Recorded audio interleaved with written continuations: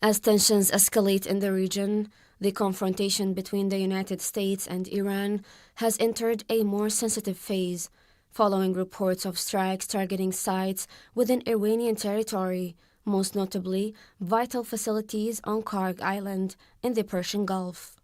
The island, considered the main artery for Iranian oil exports, has become the focus of events, as estimates indicate that the majority of Iranian oil passes through its storage facilities and export terminals.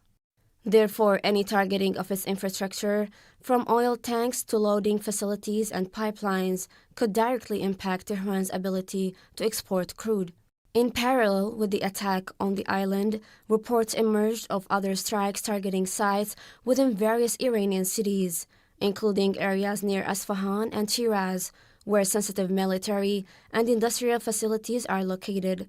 Observers considered this a move to exert pressure on Iran's military and economic infrastructure simultaneously. Tehran, for its part, announced that a response would be forthcoming, asserting that any targeting of its territory would be met with corresponding military measures. This has raised the level of tension in the Gulf region, particularly near strategic maritime checkpoints, most importantly, the Strait of Hormuz. Experts believe the danger of these developments extends beyond the military dimension to global energy markets. Even a temporary disruption to the Karg Island facilities could affect oil flows and increase market sensitivity to any further escalation.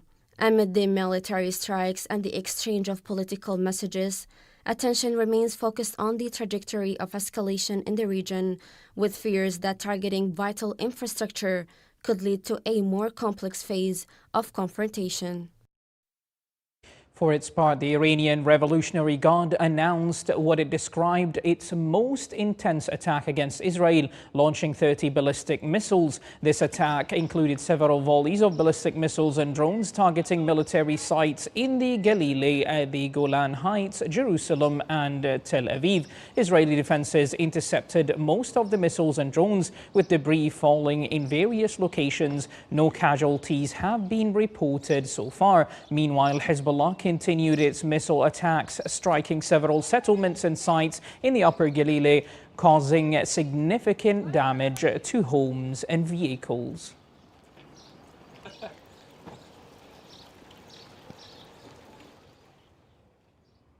An Israeli airstrike targeted a residential building in northern suburbs of Beirut in Lebanon. Media outlets reported the presence of rescue workers at the scene, mentioning casualties and damage. In southern Lebanon, an Israeli airstrike killed 12 medical staff members at a healthcare center. Shortly after, Hezbollah Secretary General Naim Qassem stated that the group was prepared for a prolonged confrontation with Israel. Meanwhile, Israeli airstrikes overnight on Nabatea killed 7 people. Israeli airstrikes have so far killed 18 paramedics out of 773, or 73 people killed in Lebanon since the resumption of fighting between Hezbollah and Israel on March the 2nd.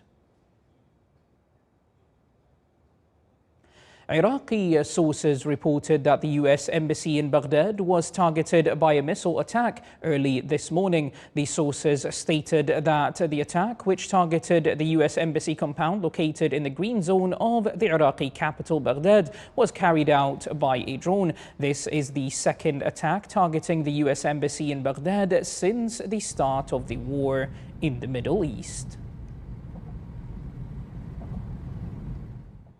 As tensions continue to escalate in the Middle East, the maritime shipping sector has been affected, with global shipping rates jumping significantly after shipping companies adopted new prices.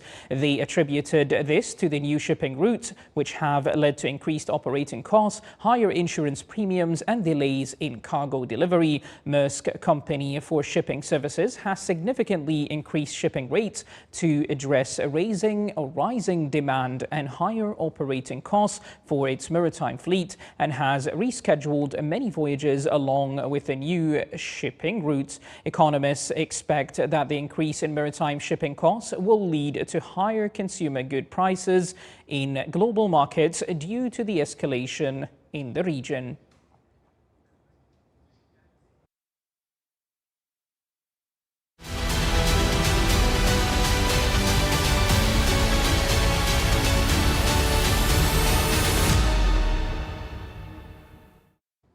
The South Korean military said that North Korea launched more than 10 ballistic missiles into the sea at a time when U.S. and South Korea forces were conducting military exercises.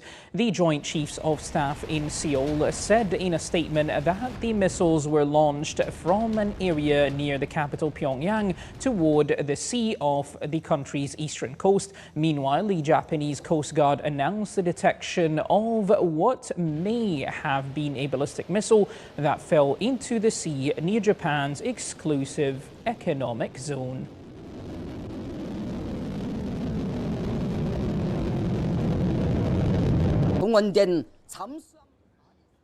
And locally, the Administration of Endowments and Religious Affairs in a Dakhiliya Governorate organized the 4th edition of Ta'aruf event to introduce Islamic values and promote dialogue and cultural understanding amongst residents from different backgrounds.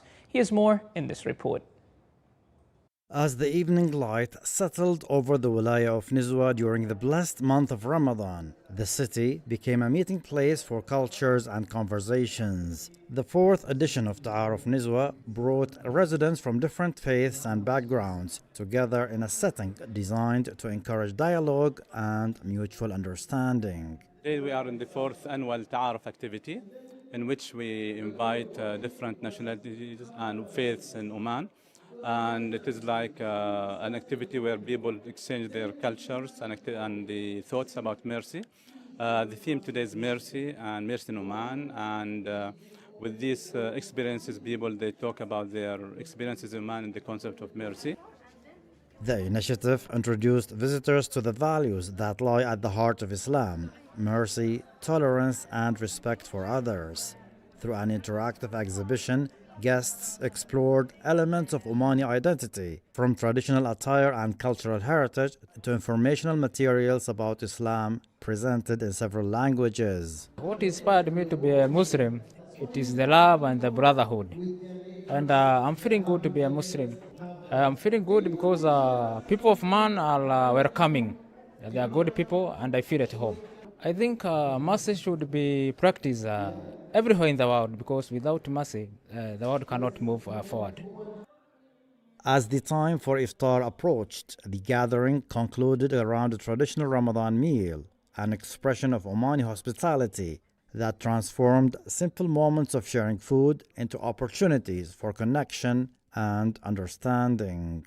The initiative reflects the ongoing commitment of the Sultanate of Oman to dialogue, tolerance, and peaceful coexistence. Reporting from the Wilaya of Nizwa, this is Saleh Bukhalfan al-Rahbi, Dakhiliya Governorate. Thank you, Saleh. This is the Sultanate of Oman Television, and before we end tonight's news bulletin, here are the main points once again. Batches of Omani citizens arrive to the homeland as the Foreign Ministry confirms the continuation of its efforts in coordination with the missions of the Sultanate of Oman abroad to facilitate the return successively. Following U.S. airstrikes, Tehran confirms the safety of Khark Island's oil infrastructure and announces the continuation of its activities.